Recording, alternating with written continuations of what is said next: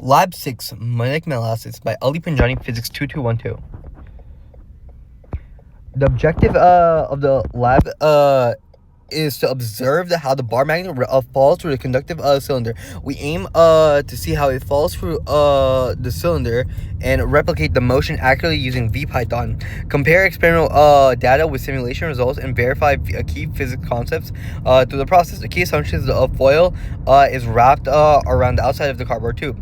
There's no external magnetic or electrical disturbances. Air resistance is considered negligible. The findings reuse experimental time and the simulated times.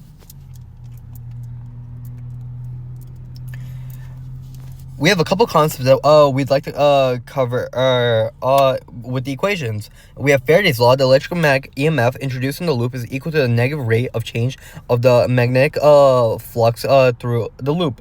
We have Biot-Savart's law. Describes the magnetic field B generated by the magnetic dipole using mu at the position of vector r. Ohm's law, V equals IR, as we already know. We also know the Newton's second law is F equals MA. Then we have magnetic flux force on the dipole. The magnetic force of a dipole in the magnetic field varies from angle theta and position and the position. The magnetic force on the loop describes the rate of change of the magnetic flux induces on the force of the circular current. Then we have the experimental process. The system, aluminum tube, and bar magnet. The earth, the table, and the surrounding systems is the environment. Steps. We use the physics toolbox app to determine the north pole of the bar magnet. We drop the magnet through the aluminum tube and identify the down-facing thing. Measure the time it takes through that, and we repeat the trial 5 times, and we calculate our things based on that.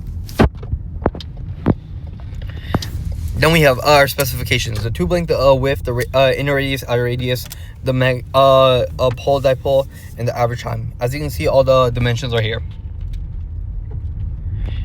Here's my code, but I'm gonna switch over to the video so you can see our 5 trials.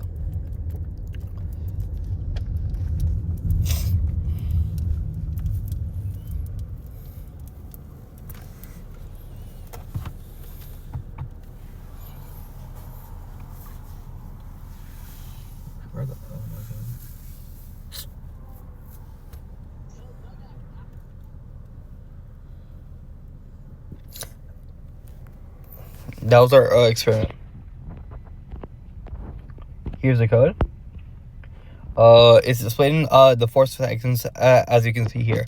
Here's the results of our code. It starts off, it goes down, and then curves up, go asymptomatic, and then curves down after. Here's the discussion. Sources of experimental error. External magnetic fields may interfere with the motion of magnet. Manual timing inconsistent drop heights introduced by human error. The hypothetical considerations.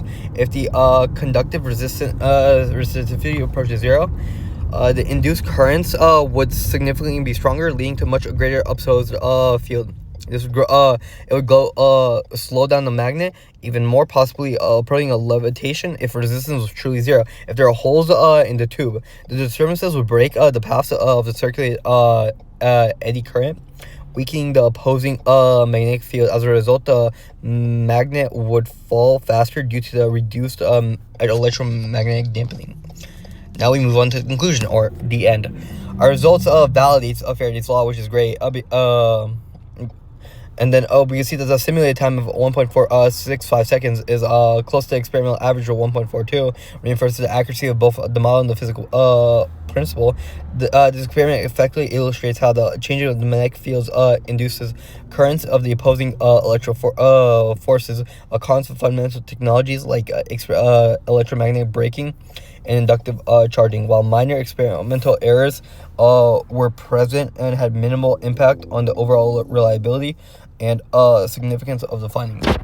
Thank you. That's my presentation.